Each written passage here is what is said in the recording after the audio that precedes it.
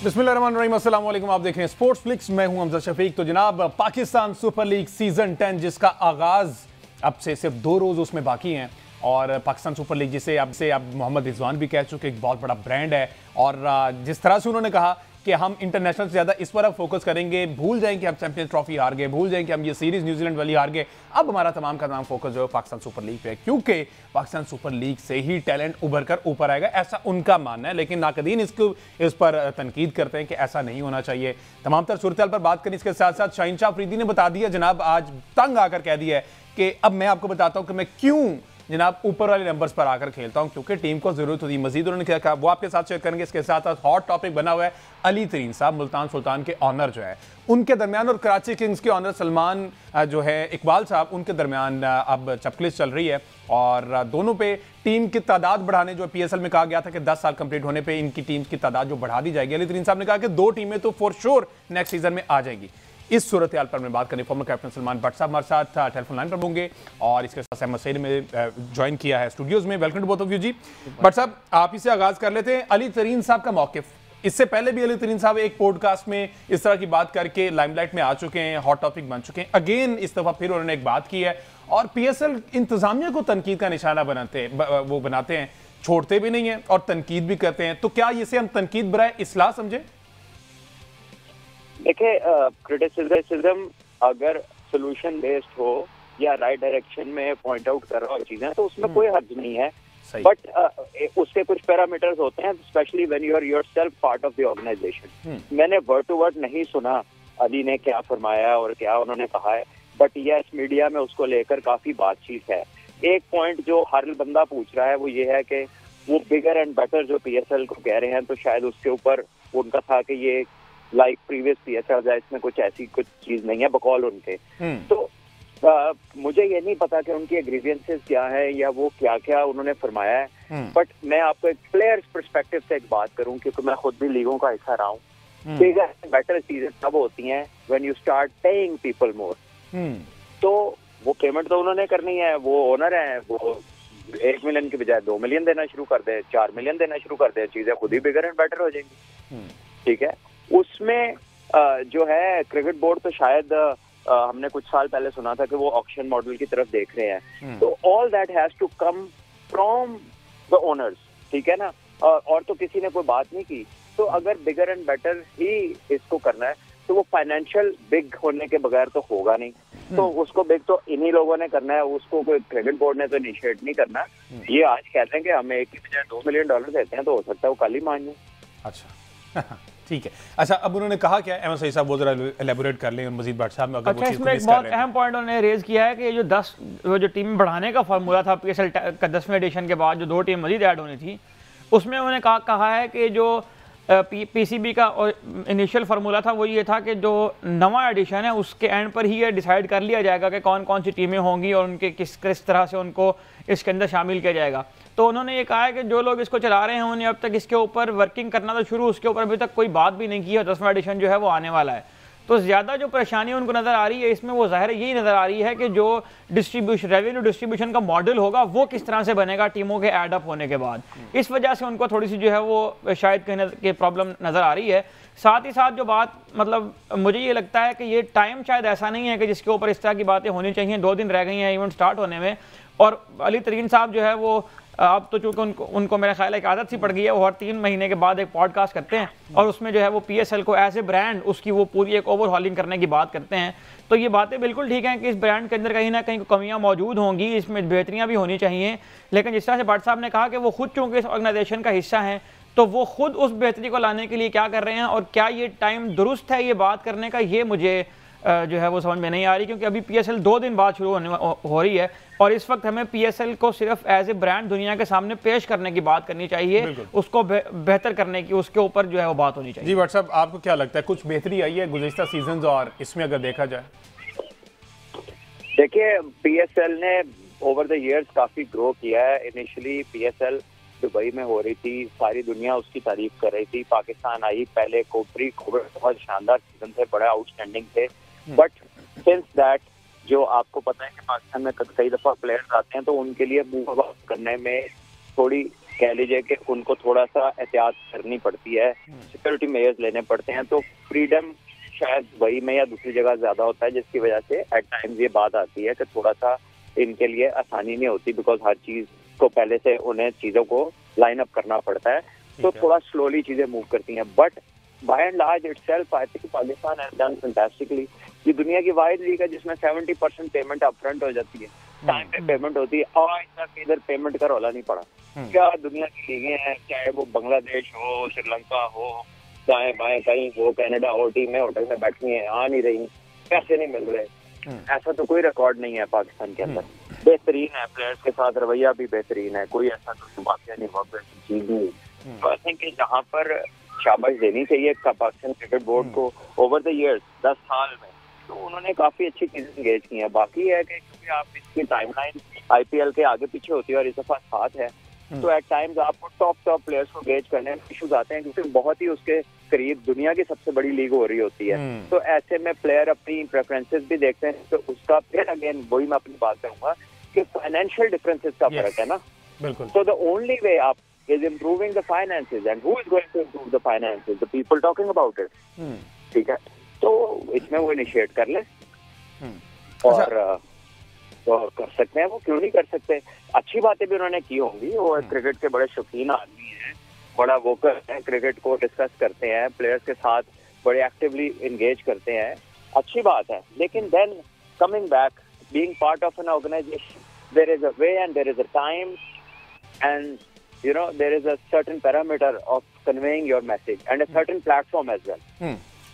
अच्छा, आपने फाइनेंस की बात की ना, तो ये जो डिस्ट्रीब्यूशन ऑफ मनी, अभी अहमद ने भी कहा कि फ्रेंचाइज मालिकान को जनाब इससे बड़ा कंसर्न है कि टीमें बढ़ती हैं, तो इस पर क्या पीसीबी खामोश दिखाई दे रहा है? वो इस पर कोई फार्मूला अभी तक कन्वे नहीं कर पाया फ्रेंचाइजीज को, क्योंकि अगेन और कराची किंग्स के ऑनर ही इस पर मजीद फर्दर बात करते हैं और हर दफ़ा वही करते हैं कि जब ये डिस्ट्रीब्यूशन होगी तो हमारे से कुछ नहीं रहेगा।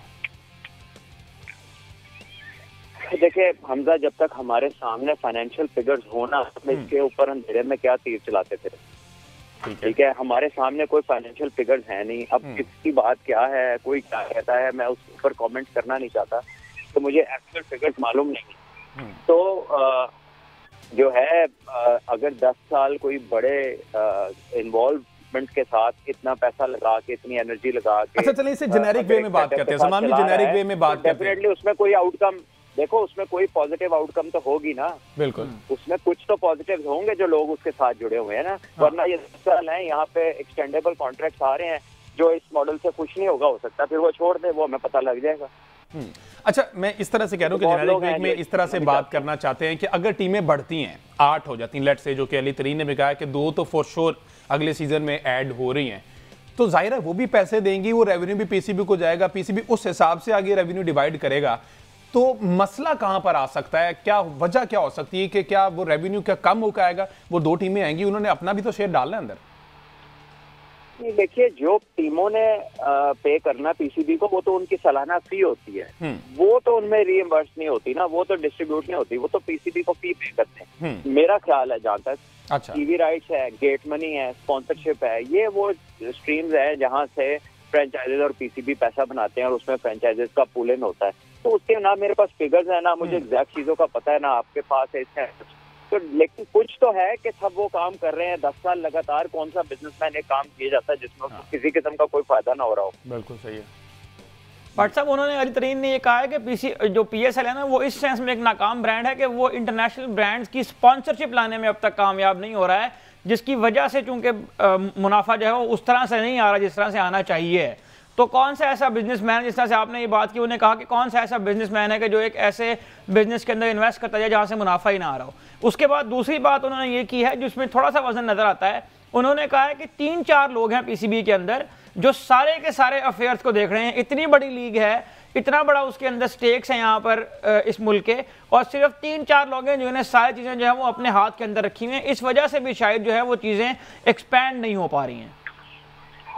देखिए अगेन, ये जब तक डिटेल्स पता ना हो, आप ये देखें ना अहमद, के जो बात आपने की है इंटरनेशनल स्पॉन्सर की, तो जो टीमों की अपनी जर्सी और टाइटल स्पॉन्सरशिप है टीमों की, वो तो टीमों ने खुद करनी है। तो अगर कोई इंटरनेशनल ब्रांड इंटरेस्टेड है तो उसको उनकी टीम भी तो ला सकती है। कोई भी टीम अपने तौर पे ला सकती है, उसके लिए पीसीबी ने थोड़ी कहा है कि किसका सामने लगेगा और किसका नहीं लगेगा। देखे, ये तो टीमों ने खुद कर रहा है ना, मार्केटिंग की टीमें हैं सबकी, सब अपने अपने स्पॉन्सर्स को एंगेज करते हैं, ठीक है, तो वो जिसको मर्जी करें। इसमें मेरा नहीं ख्याल के, ना मुझे पता है कि इसके रूल्स एंड रेगुलेशन का मैं क्या ज्यादा इस पर क्या बात कर सकता हूँ, ये लीगैलिटी की चीजें हैं, लेकिन मुझे नहीं लगता कि कोई रोकथाम है। आप आगे जो मर्जी ब्रांड लगाएं, ठीक है, आपको कौन रोकेगा? आप लेकर आए ना, जो आएगा तो जो अच्छे पैसे देगा उसी को लगाएंगे ना, तो कौन रोकेगा आपको? बिल्कुल ठीक है। और वैसे अब ये मुनासिब, ये वक्त मुनासिब नहीं था इस डिबेट का जो अली तरीन साहब और सलमान इकबाल ने छेड़ दी है, और डेफिनेटली पीसीबी को इस पर सोचना चाहिए और फर्दर जो है ऑब्वियसली कोई ना कोई काम करें। उसमें बड़ा पॉजिटिव मैसेज उन्होंने दिया इस सेंस में, उन्होंने यही कहा है कि अगर आप क्योंकि इस ये जो ऑर्गेनाइजेशन है उसका आप खुद हिस्सा हैं और इसकी जो बेहतरी है, ये इसके जो शॉर्ट कमिंग है उसको ठीक करने में आपका अपना रोल भी है, तो आपको वो रोल प्ले करना चाहिए और इसको पॉजिटिव जो इमेज है वो लोगों के सामने लेकर आना चाहिए, बजाय इसके कि आप इसको जो है वो तरह तरह के प्लेटफॉर्म्स के ऊपर, ये भी डिपेंड करता है ना कि आप किस प्लेटफॉर्म के ऊपर बैठ के उसको क्रिटिसाइज कर रहे हैं। तो यकीनन ये मतलब सोशल मीडिया के मुख्तलिफ बहुत सारे प्लेटफॉर्म हैं जिनके ऊपर बात की जाती है, क्रिकेट के ऊपर तबसरा किया जाता है, तो अली तरीन क्योंकि जिस स्टेचर के वो आदमी है उनको ये भी यकीनन जेब नहीं देता है कि वो हर प्लेटफॉर्म के ऊपर बैठे और उसके ऊपर जो बात करते हैं। अच्छा, उन्होंने इस पॉडकास्ट में मेंशन भी किया है कि पिछली मेरी गुफ्तगू जो है ना वो बड़े नेगेटिव वे में गई है, तो मैं कोशिश करूंगा कि इस दफ़ा वैसा ना हो, लेकिन अगेन उनसे फिर हो गया, गलती से मिस्टेक हो गई उनसे और दोबारा से वो जो है ना वो हॉट टॉपिक हो गया और ये सारी बात चल रही है। बहरहाल इस चीज़ को थोड़ा सा मामले को ठंडा करते हैं। एक और मज़े की चीज़ है, सलमान भी, शाहीन शाह अफरीदी ने उनसे बारहा दफ़ा सवालात किए जाते थे, मीडिया की जानिब से भी, फैंस भी पूछते थे कि शाहीन साहब ऊपर के नंबर्स पर क्यों आते हैं, तो उन्होंने बिलाखिर जवाब दे दिया, खामोशी तोड़ दी, उन्होंने रीज़न बता दिया और रीज़न बहुत मज़े की है। अहमद साहब अगर रीज़न शेयर कर दें आप। देखिए, सबसे पहले तो मेरा ख्याल है कि मैं आपको पूरी कौम को बल्कि मैं मुबारकबाद देता हूँ, खुशखबरी देता हूँ। शाहीन अफरीदी ने आखिरकार तस्लीम कर लिया कि मैं ऑलराउंडर नहीं हूँ। अच्छा, और उन्होंने ये कहा है कि मैं ऊपर इसलिए आता था कि मैं चूंकि टीम का कैप्टन हूँ, मेरे ऊपर रिस्पॉन्सिबिलिटी होती है, तो जब टीम की 4-5 विकेटें गिर जाती थी तो उस कंडीशन के अंदर मैं ऊपर आता था ताकि मैं रिस्पॉन्सिबिलिटी लेकर वहाँ खेल सकूँ। तो उन्होंने कहा कि मैं ऑलराउंडर नहीं हूँ, लेकिन टीम की ज़रूरियात को पूरा करने के लिए मुझे अगर ऊपर आना पड़ा तो मैं आकर बैटिंग करूँगा। इस किस्म की जो है वो स्टेटमेंट शाहीन शाह अफरीदी की तरफ से आई है। ये इसलिए खुशाइन बात है कि हो सकता है कि अब शाहीन अफरीदी अपनी बॉलिंग की तरफ ज़्यादा तवज्जो दें। अच्छा सलमान भाई, टीम की ज़रूरत के तहत कहते हैं मैं ऊपर आता हूं, तो ये भी एक लॉजिक समझ नहीं आई। या तो आप बहुत बड़े पावर हिटर हों तो आप ये कह भी दें कि वहां पे मेरी ज़रूरत थी। आप एक प्रॉपर प्रीमियम फास्ट बॉलर हैं, तो एक फास्ट बॉलर का ऊपर आना जस्टिफाई कर रहे हैं इस स्टेटमेंट को आप? देखिए, उनके पास बहरहाल ये चॉइस तो है ना कि वो as a low value wicket, या कोई होता है कि इनिशियल एक कह लें कि लॉन्च के लिए किसको इस्तेमाल करते हैं, तो वो ठीक है कहते होंगे, फिर मैं ही जाता हूँ, मैं ही छक्के मार लेता हूँ। कुछ दफा उनके लगे भी हैं, ऐसा नहीं है कि कभी लगे नहीं है, लेकिन ये बड़ा ऑब्वियस था कि उन्होंने काफी दफा खाली 5-6 आउट पे नहीं, कई दफा उससे ऊपर भी बैटिंग की है, जो कि उनका राइट है। देखिए, मैं ये आपको बात बताऊं कि as an analyst, as a commentator, आप गेम को देखते हुए कह देते हैं कि यार ये बंदा इधर क्यों खेल रहा है, इतनी अभी फलां बैट्समैन पड़ा है, अभी ये पड़ा है, जैसे कई दफा होगा कोई एक दो उससे अच्छे प्लेयर होंगे तो वो उनसे ऊपर आ गया होगा। But again if the team is happy, ठीक है, अगर टीम जो है वो उनकी राजी है और वो कह रही है कि ठीक है जी करो जो करना है, ठीक है, so we can comment as an analyst, we don't mean to undermine anybody के यार ये क्या कर रहा है, क्यों कर रहा है, ये तो है ही ऐसा, nothing personal, just in the context game. कई बार ऐसा लगता है कि जब वो ऊपर आए हैं तो वहां पर वो इससे बेहतर डिसीजन ले सकते, बट वो उन्होंने वही किया जो उनको बेहतर लगा, उनकी फ्रेंचाइज एग्री किया कि उनके कप्तान को जो बेहतर लगा, लेकिन एज ए एनालिस्ट हमने भी वही कहा जो हमारे ख्याल में बेहतर हो सकता था, या किसी ने, मतलब जब हम अपनी बात करें मीन्स के जितने भी लोग एनालाइज करें।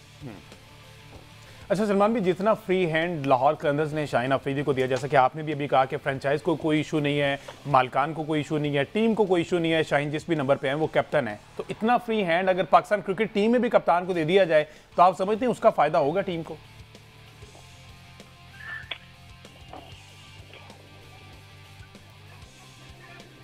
सलमान भाई। जी जी जी हमजा, देखिए कैप्टन को फ्री हैंड तो होना चाहिए, ठीक है, क्योंकि captain at the end of the day highest accountability उन्हीं की होती है। और ये भी अच्छी चीज नहीं है कि जब कप्तान जीतता रहे तो वो सारी मुबारकबादें कबूल करते रहे, ना जीते तो ये कह देगा जी मेरे तो हाथ में सारा कुछ नहीं है। तो ये आई थिंक ये कॉन्ट्रडिक्शन इससे पैदा होती है। तो अच्छी बात है, कैप्टन को ऑन बोर्ड होना चाहिए मेजर डिसीजन में, क्योंकि end of the day they are the people leading the team और उन्होंने 11 बंदों को लड़ाना होता है। मेरा पर्सनल ख्याल है कि कैप्टन को जरूर इन्वॉल्व होना चाहिए।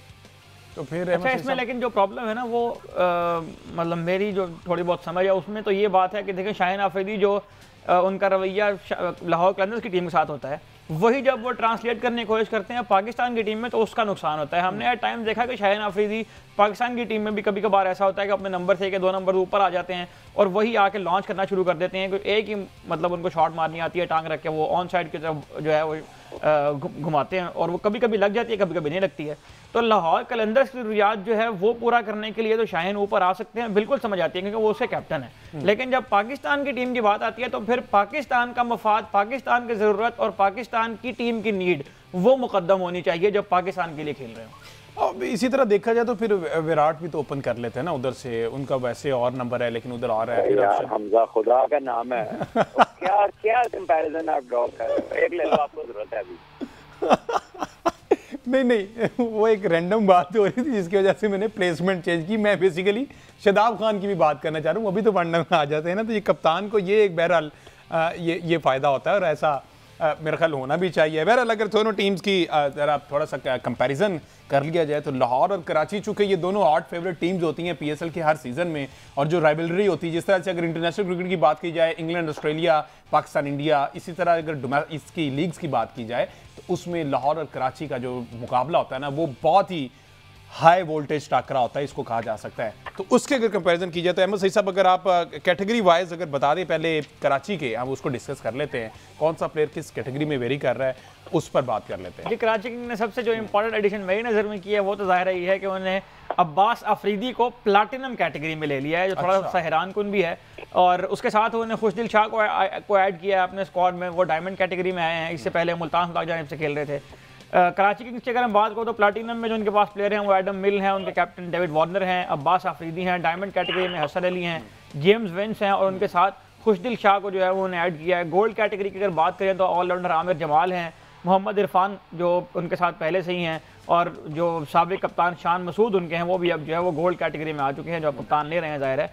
सिल्वर कैटेगरी में इनके पास अरफात मिनहास हैं, लेतन दास हैं, अमीर हमजा हैं, टिम साइफर्ट हैं और लेग स्पिनर जाहिद महमूद हैं। इमर्जिंग कैटेगरी में 2 प्लेयर इनके पास हैं, फवाद अली और रियाजुल्लाह। इसके अलावा सप्लीमेंट्री कैटेगरी में इन्होंने केन विलियमसन को लिया था जो IPL ज्वाइन कर चुके हैं कमेंट्री के लिए, मोहम्मद नबी जो आज कराची में आए हैं, उसके अलावा उमैर बिन यूसुफ हैं और मिर्जा मामून जो है वो इनके साथ सप्लीमेंट्री कैटेगरी में। तो ये स्क्वाड है कराची। ठीक है, एक ब्रेक लेते हैं जी, ब्रेक के बाद वापस आएंगे तो फिर हम लाहौर कलंदर की कैटेगरी को डिस्कस करके फिर सलमान भाई का कमेंट लेते हैं कि ऑन पेपर जो अभी कैटेगरीज और ये स्क्वाड अनाउंस हुआ हुआ ओवरऑल इस पर कौन सी ऑन पेपर टीम तगड़ी लग रही है, क्योंकि ये 2 टीमें जो हैं इनमें से कांटे का मुकाबला होता है, फैंस इन्हीं को ही फाइनल में देखना पसंद करते हैं। ब्रेक के बाद स्टे विद अस।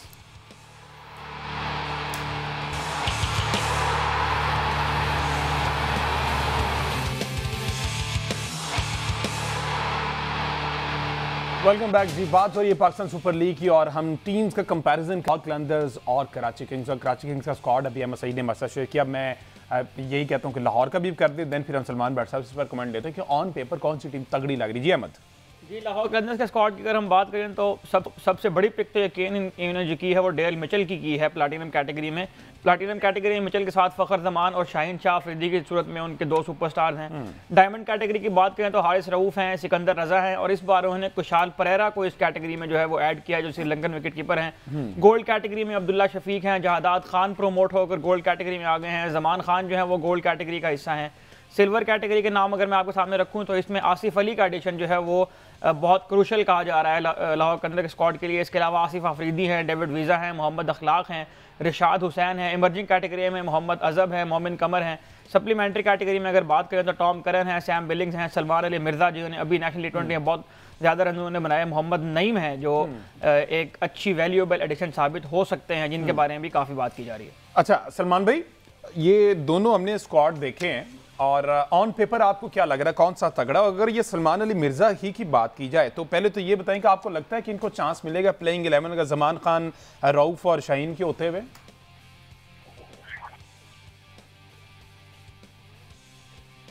सलमान भाई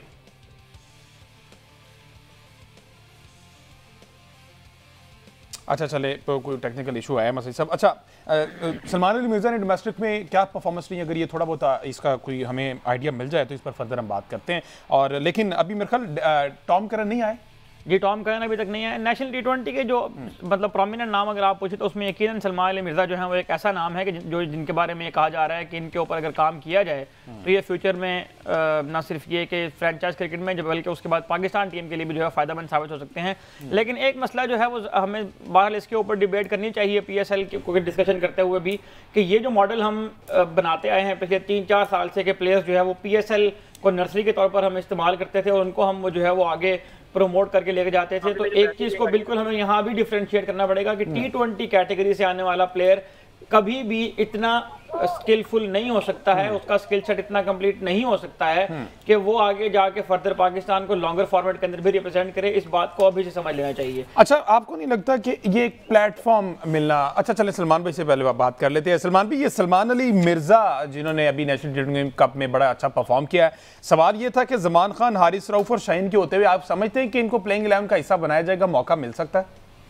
देखिए, बिल्कुल मिल सकता है। सम टाइम किसी को रेस्ट देना पड़ सकता है, कोई निगल हो सकती है। और मिर्जा ने बहुत शानदार बॉलिंग की है नेशनल टी20 में। चैंपियन टीम लाहौर ब्लूज के वो मेन बॉलर थे और उन्होंने नया बॉल में विकेट्स लिए। उन्होंने डेथ बॉलिंग अच्छी की बिटवीन द इनिंग्स। जब उन्हें बीच में लाया गया ब्रेक थ्रू के लिए, वहां भी उन्होंने सक्सेसफुली जो है ऑपरेट किया है। तो बड़ा अच्छा टैलेंट है और जिम्बाब्वे में भी फर्स्ट क्लास का सीजन खेले हैं, इधर भी खेले हैं। तो काफी कह लीजिए कि उन्होंने काफी क्रिकेट खेली है रिसेंटली और लंबा फॉर्मेट काफी खेला है। और हमने थोड़ी सी उनमें मतलब कह लें कि एक इम्प्रूवमेंट का एंगल अगर देखा जाए, एक फास्ट बॉलर जब फर्स्ट क्लास क्रिकेट खेलता है तो कुछ अच्छी चीजें उनमें जरूर दिखाई देती हैं। तो मेरा ख्याल है उन्हें चांस मिलेगा कहीं ना कहीं इस PSL में। अच्छा, ऑन पेपर अगर सलमान भाई आप अब बात कर लीजिए, चूंकि अब फाइनल हो गए हैं, कुछ लोग वापस चले गए, कुछ नए ऐड हुए, तो लाहौर और कराची का स्क्वाड, लाहौर का तो अनचेंज है, कराची में बहुत बड़े बड़े नाम हैं, तो ऑन पेपर आपको भी ये लग रहा है कि कराची की टीम जो है वो तगड़ी है? देखिए, कराची की टीम हो या लाहौर की हो, बड़े नाम तो दोनों तरफ हैं। फखर जमान हो गए, शाहीन हो गए, ठीक है, सिकंदर रजा फ्रेंचाइज क्रिकेट बड़ी अच्छी खेल रहे हैं। इसी तरह और भी प्लेयर्स हैं, जैसे जैसे वो इनको ज्वाइन करेंगे। सो आई थिंक लीग क्रिकेट में बड़े नामों पर हमने बहुत सारी टीमें देखी हैं जिन्हें स्ट्रगल करती हैं। इसमें बेसिकली होता ये कि कॉम्बिनेशन क्लिक कौन सा करता है, इसके जो प्लेयर 3-4 जो कोर प्लेयर हैं वो परफॉर्म करते हैं। क्योंकि आप देख लीजिए जितनी भी फ्रेंचाइज टीमें होती हैं उसमें बड़े नाम 5-4 12 होते हैं, लेकिन क्लिक कौन करता है एज अ टीम वो बड़ा जरूरी है। और किसके लोकल जो है वो एड ऑन सबसे अच्छा करते हैं, क्योंकि 7 लोकल प्लेयर खेल रहे होते हैं। तो ये सारी चीजें जो है लीग क्रिकेट के अंदर बड़ी इंपॉर्टेंट है। तो हमने देखा कराची के नाम पहले भी बहुत बहुत बड़े भी थे, लेकिन कराची के वो रिजल्ट नहीं आते रहे। तो I think as a combination उनका क्लिक करना बहुत जरूरी है। हालांकि कराची लाहौर के मैचों में कराची अक्सर लाहौर से जीतती रही है। बिल्कुल ऐसे, ये हेड टू हेड जो है ना वो उनका रिकॉर्ड बहुत बेहतर है। कराची ने 6 मैच जीते हैं। अच्छा, इसी तरह अच्छा, ये कैटेगरी वाइज बात कर रहे थे तो अभी अहमद बड़े हैरान हो रहे थे कि अब्बास अफरीदी को प्लैटिनम कैटेगरी में लिया है। तो ये कुछ ये अब पिक तो जब वो चलो ड्राफ्ट गुजर गया, वो टाइम गुजर गया, लेकिन ये पिक अपनी इस पिक को इनको बड़ा जरूरी हो जाएगा अब्बास के लिए कि परफॉर्म करें। देखिए, अब कैटेगरी तो PCB डिसाइड करता है, उनका इंटरनल मैटर है ये। मुझे नहीं मालूम कि कौन डिसाइड करता है, बट पाकिस्तान खेल जाता है जब प्लेयर तो उसकी कैटेगरी चेंज हो जाती है या किन परफॉर्मेंसेस की बेस के ऊपर चेंज होती है। ओनली द क्राइटेरिया जिन्होंने देखा है उन्हें मालूम है। लेकिन बहरहाल बहुत बड़ी अपॉर्चुनिटी है। इससे पहले भी हमने देखा मुल्तान सुल्तान में अली तरीन ही थे गालिबन जिन्होंने एक वाइल्ड कार्ड पिक में एक बिल्कुल रुकी को उठा लिया था, जो इतना नाम भी नहीं था और इंटरनेशनल भी नहीं खेले हुए थे, और उन्हें डायमंड कैटेगरी में प्रमोट करके वाइल्ड कार्ड में उठा लिया गया था।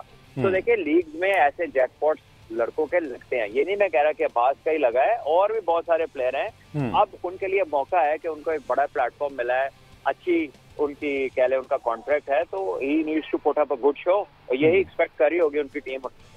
अच्छा अहमद सईद साहब, चूंकि हमारा लोगो भी PSL का बॉलर्स का है, तो लाहौर के बॉलर्स तो हमने देख लिए 4, जो सलमान की भी बात कर ली है, शाहीन, हारिस और जमान की है। कराची में कौन सा player to watch bowling side पे हो सकता है?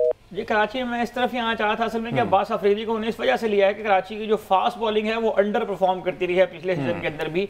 वो कि उनके पास हसन अली पिछले पूरा सीजन उन्होंने खेले हैं, इस बार आमिर जमाल ने ऐड किया है, मीर हमजा उनके स्क्वाड में शामिल थे, लेकिन जाहिर है कि हसन अली और मीर हमजा उस तरह से परफॉर्म नहीं कर पाए जिस तरह से उनसे एक्सपेक्ट की जा रही थी। हसन अली ने विकेट्स ऑल्दो ली हैं लास्ट जो PSL का एडिशन हुआ है, लेकिन जाहिर है कि वो उस तरह से इम्पैक्टफुल साबित नहीं हुए, उन्हें अपने स्क्वाड में जो है वो अब्बास अफरीदी को ऐड किया। इसमें साथ साथ जाहिद महमूद के साथ एक स्पिनर अरफात मिन्हाज की शक्ल में उनके पास है, और खुशदिल शाह के आने से उनकी स्पिन की डेप्थ जो है वो बढ़ गई है। लेकिन ऑप्शन तो हर टीम ने, मतलब सिवाय कोयटा ग्लैडिएटर्स के जिन्होंने अपनी टीम में बिल्कुल पाकिस्तान की टीम के साथ सारे ओपनर जमा कर लिए हैं, बाकी तमाम टीमों के अंदर अगर हम देखें तो हमें ऑप्शन तो नजर आती हैं, लेकिन जाहिर है कि जो कॉम्बिनेशन बनना है, जो 11 इसमें से निकलनी है, ऑन द डे कौन सा प्लेयर परफॉर्म कर पाता है, कौन सा प्लेयर अवेलेबल भी होता है या नहीं होता है, इंजरीज भी जाहिर है कि इसका हिस्सा होती हैं, और कौन सा प्लेयर फिर आके परफॉर्म कर पाता है। मीर हमजा और हसन अली के ऊपर ये बहरहाल एक क्वेश्चन मार्क है कि उन्हें इस सीजन के अंदर परफॉर्म करना है ताकि वो अपनी एक्सपेक्टेशंस के ऊपर पूरा उतर सकें। और मीर हमजा के बारे में तो अब ये बात बिल्कुल, मतलब यूँ कह लीजिए कि उनके पास तो एक्सपीरियंस भी इतना ज़्यादा हो गया, वो काफ़ी ज़्यादा खेल चुके हैं, PSL भी खेल चुके हैं, पाकिस्तान भी खेल चुके हैं, तो मीर हमजा के ऊपर ज़्यादा रिस्पॉन्सिबिलिटी होगी, और अब्बास अफरीदी के साथ उनकी पार्टनरशिप किस तरह से बनती है ये बहुत क्रूशियल होगा। ठीक है, अच्छा अब ये लाहौर की अगर बात की जाए तो विकेट कीपर बैटर है सैम ब्लिंग्स भी और कुशाल परेरा भी, तो क्या लगता है, मुझे जहाँ तक लगता है कि कुशाल परेरा के साथ लाहौर के अंदर की टीम जाएगी, क्योंकि ये कंपैरेटिवली सैम से एग्रेसिव भी हैं और शॉर्टर फॉर्मेट बेहतर खेलते हैं। ये जो कुशाल परेरा हैं ये तकरीबन 200 T20 मैचेस खेल चुके हैं अब तक, उसमें काफ़ी एक्सपीरियंस भी है इनका, 34 साल की उम्र है, फर्स्ट क्लास का भी काफ़ी एक्सपीरियंस रखते हैं, बहुत सॉलिड बैटर है, और ये टेस्ट क्रिकेट में भी अच्छा खेलते रहे हैं, T20 क्रिकेट में भी बहुत अच्छा खेलते हैं। तो मेरा ख्याल है कि लाहौर ने इनको पिक किया है तो इनका जो एक्सपीरियंस है उससे वो यकीनन फ़ायदा उठाना चाहते होंगे। कुशाल परेरा, ये ज़रूरी नहीं है कि वो विकेट कीपर आए, कुशाल परेरा श्रीलंका की टीम में भी समटाइम्स जो है वो एज ए बैट्समैन खेलते हैं, तो हो सकता है कि लाहौर उनको उस तरह से इस्तेमाल करे।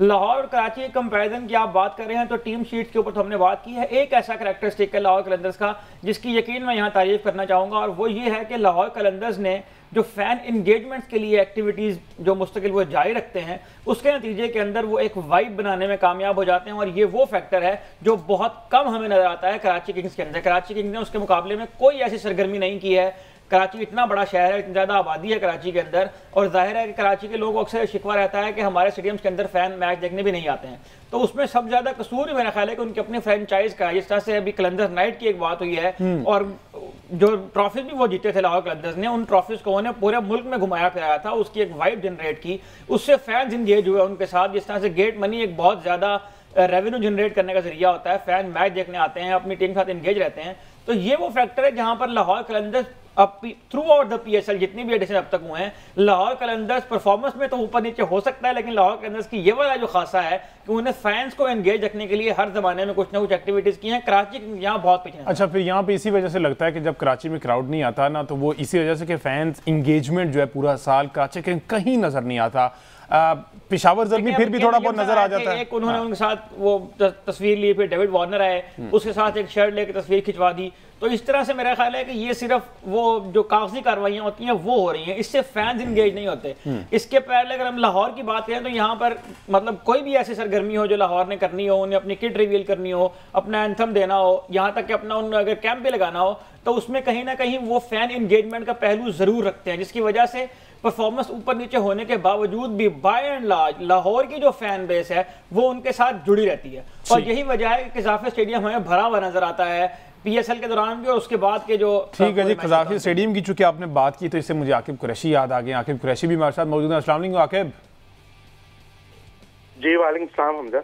आकिब कहाँ आजकल पाए जा रहे हैं, क्या तैयारियां PSL के हवाले से, और ट्रेनिंग के बारे में बताया ना कि कज़ाफ़ी के गिरदो नवाब में कौन कौन सी टीम्स जो हैं वो ट्रेनिंग कर रही हैं या टीम खाली ट्रेनिंग कर रही है?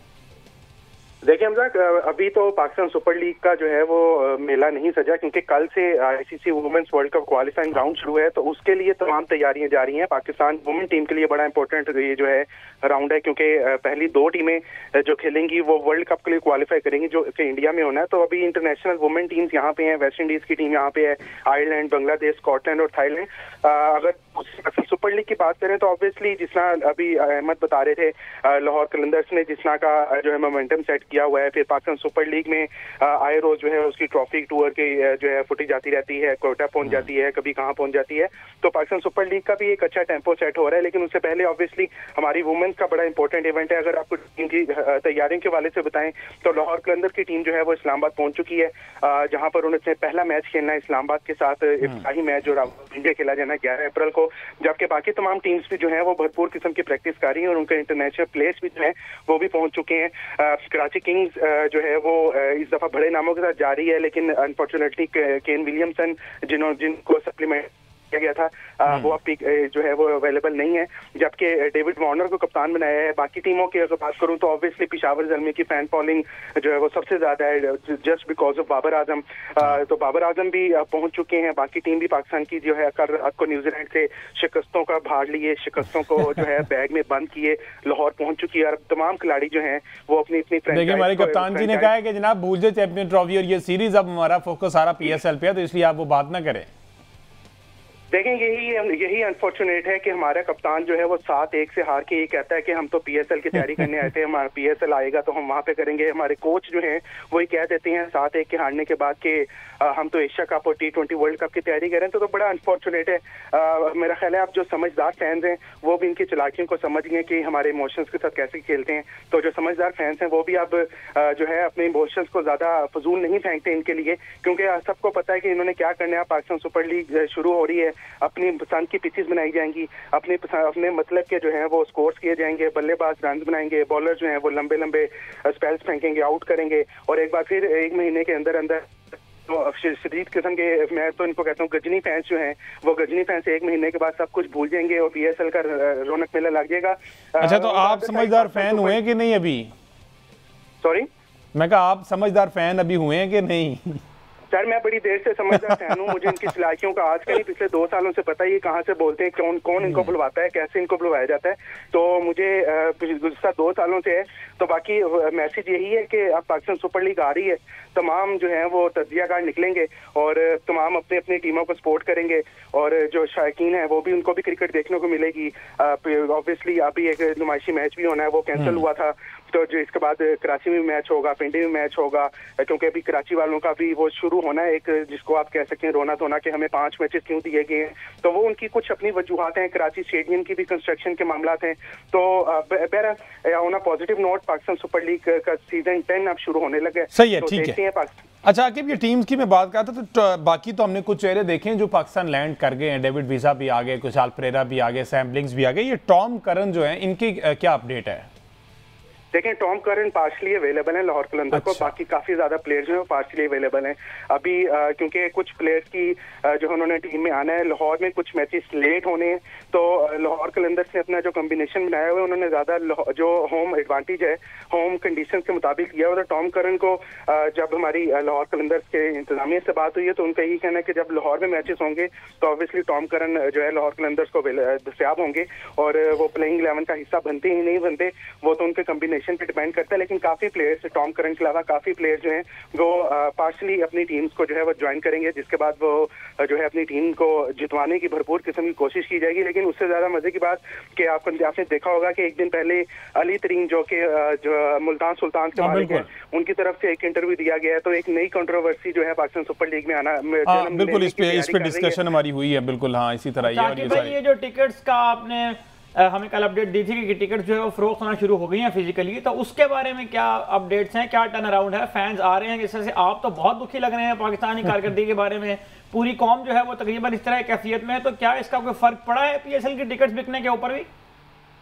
देखिए बिल्कुल फर्क पड़ा है, क्योंकि PSL 9 में जब हम ओपनिंग हुई थी टिकट्स की तो पहले रोज जितना रश था वो अनबिलीवेबल था, लेकिन कल जो रश हमने देखा वो गालबन तकरीबन 20 से 25 लोग थे, इससे ज्यादा लोग नहीं थे एक PCL सेंटर में। ये एक रीजन ये भी हो सकती है कि लाहौर में मैचेस बाद में हैं।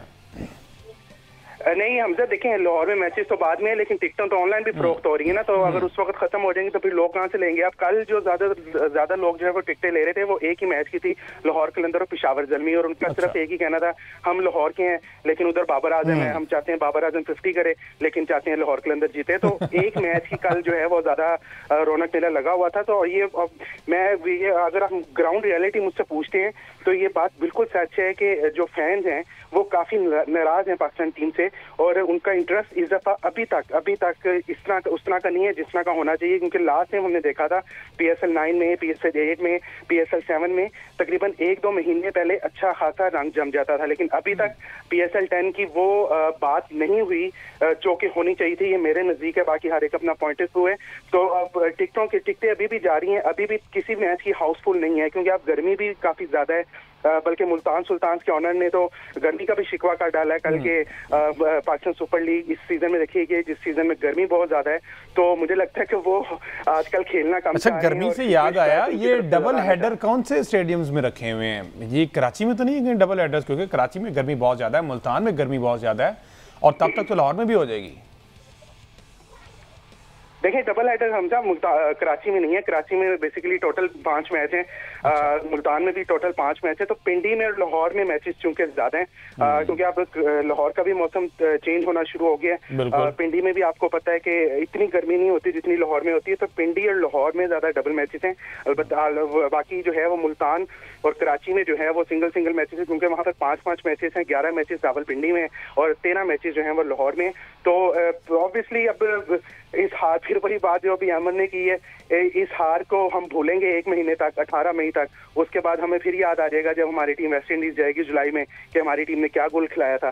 तो नहीं, जुलाई में जो परफॉर्म करना हमने वो तो आप सोच भी नहीं सकते।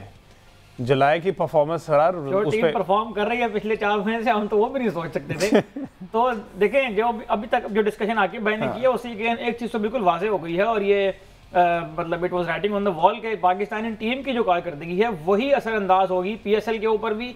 अगर पाकिस्तान की टीम अच्छा खेलेगी, पाकिस्तान की टीम परफॉर्म करेगी, तो ही लोग PSL को भी देखेंगे। और जितने भी लोग हैं, जितने भी प्लेयर हैं जो स्टार बने हैं PSL के थ्रू, उनको भी ये बात समझनी होगी कि अगर वो चाहते हैं कि वो अपने करियर को प्रोलॉन्ग करें और लोग ज्यादा लंबे अरसे तक उनको देखते रहें, तो उनको विनर बनना होगा, उनको मैचेस जीतने होंगे।